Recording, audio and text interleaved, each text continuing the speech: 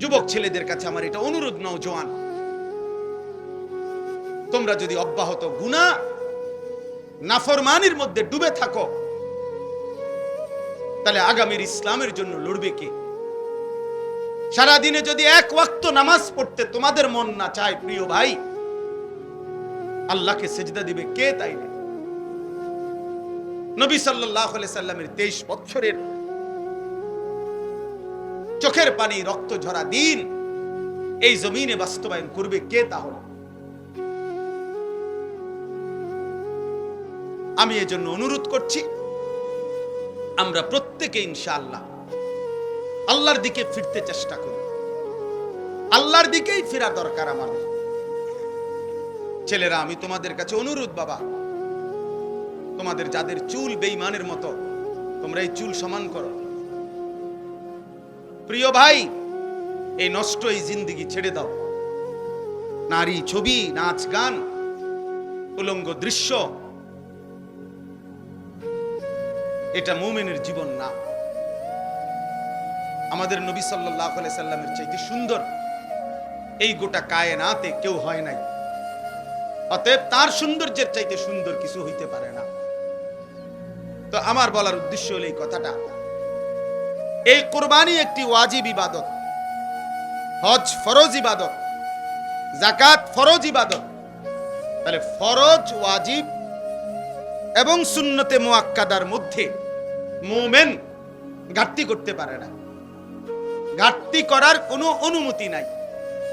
এজন্য এই আয়াতের আলোকে এই প্রথম কথা, এটা প্রত্যেকের কাছে আমার অনুরোধ, যারাই বুঝেন, না বুঝলে নাই, আমার বলা আমি বললাম, প্রত্যেক উপার্জনকারী যিনি টাকা রোজগার করেন, বিদেশে থাইকা হোক, দেশে থাইকা হোক, বিবাহিত হোক, অবিবাহিত হোক, একসাথে সংসার হোক, ভিন্ন ভিন্ন সংসার হোক, প্রত্যেকের কাছে অনুরোধ হলো, বাবা, ভাই এবং মহিলাও, যাদের কাছে, যে সমস্ত মহিলাদের কাছে স্বর্ণ অলংকার আছে এবং কিছু জমা টাকা আছে, মনে করেন 1 বড়ি 1.5 বড়ি স্বর্ণ আছে, 5-10 হাজার টাকা আছে জমা, এই মহিলারাও এবং পুরুষরাও, বিবাহিত যুবক, অবিবাহিত যুবক, নারী পুরুষ, যিনি রোজগার করেন, আকেল বালেগ, তাদের উচিত একজন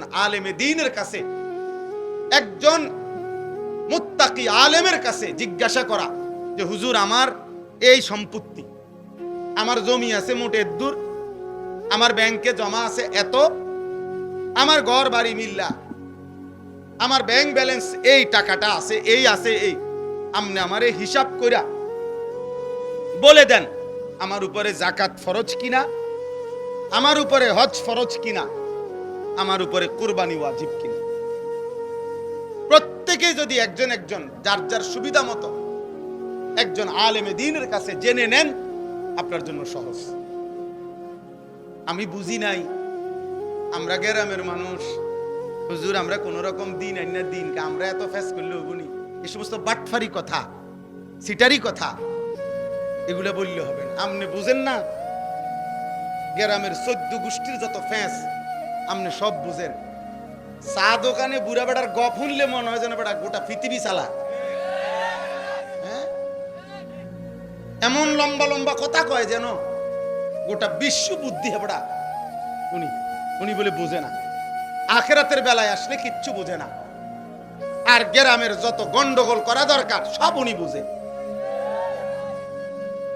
তাইলে আপনি বুঝেন না কি? আবার আপনি বুঝেন না তো বুঝে নিবেন, জানেন না তো জেনে নিবেন।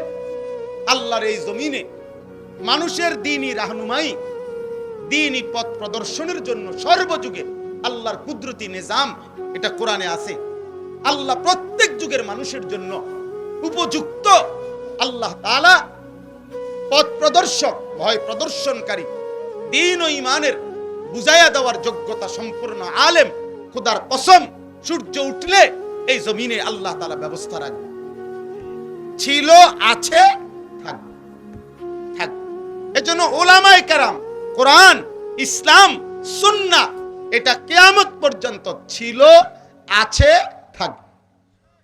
এই জন্য সর্বযুগে ওলামায়ে কেরামের বিরুদ্ধে যে গেছে, শেষ পর্যন্ত 16 বছর পরে হোক আর 48 বছর পরে হোক, উনি ভাগছে, ওলামায়ে কেরাম আছে, দিন আছে, ইসলামও আছে, ইসলাম আছে। এই জন্য বাংলাদেশে মামুনুল হক আগের জায়গাতেই আছে, ফ্যাসিস্ট পলায় গেছে, জালেম পলায় গেছে, মামুন ঠিকই আছে।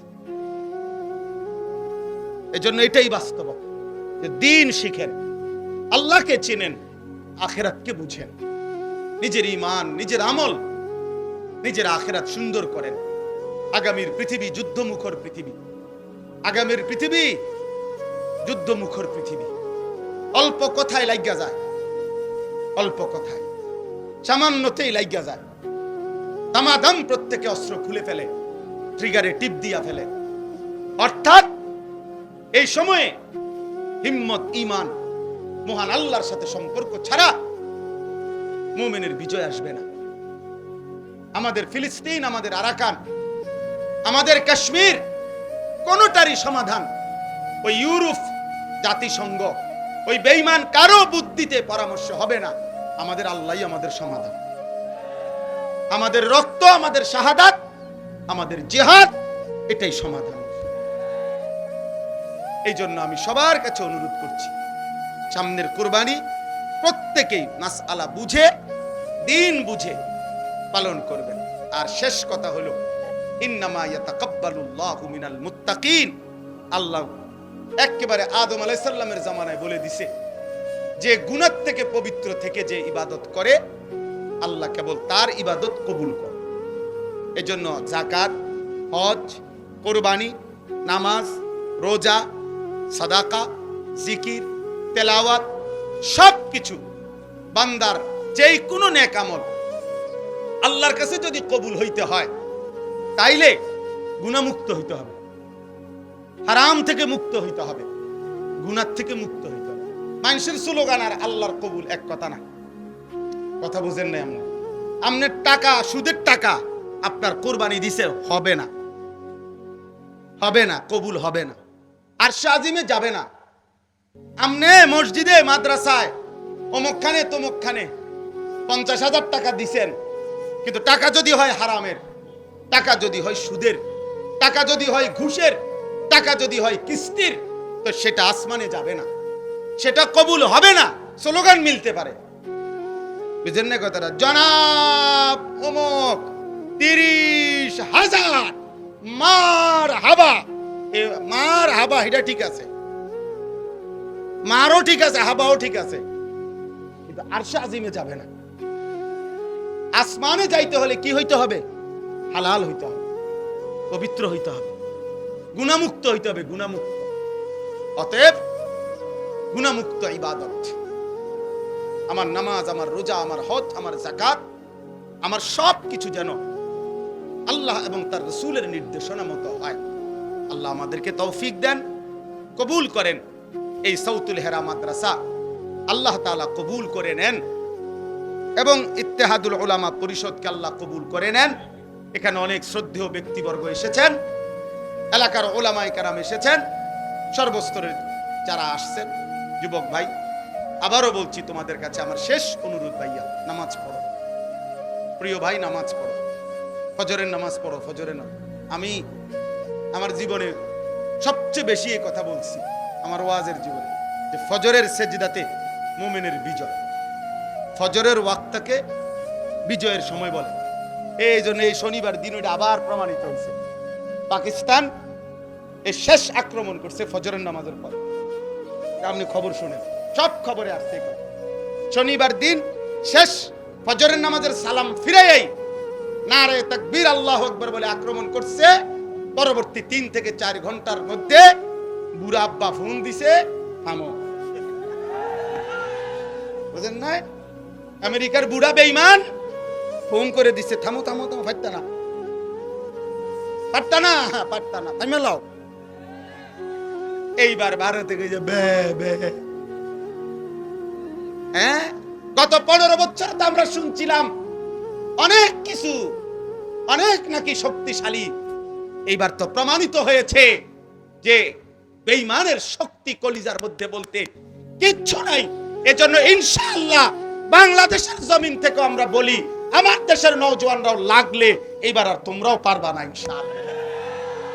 দেশ আমার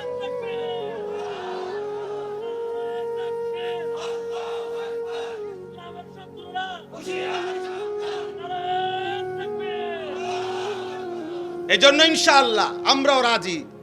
আমরা কোন আপোষ না জিহাদ, বলেন আপোষ না জিহাদ, আপোষ না জিহাদ। দিল্লি না ঢাকা, দিল্লি না ঢাকা, গোলামি না আজাদি, ইসরায়েল না ফিলিস্তিন, আমেরিকা না ফিলিস্তিন। ইনশাআল্লাহ আল্লাহ সবাইকে কবুল করেন, হিম্মত দান করেন। সুবহানাল্লাহ ওয়া বিহামদিহি। দ্রুত দ্রুত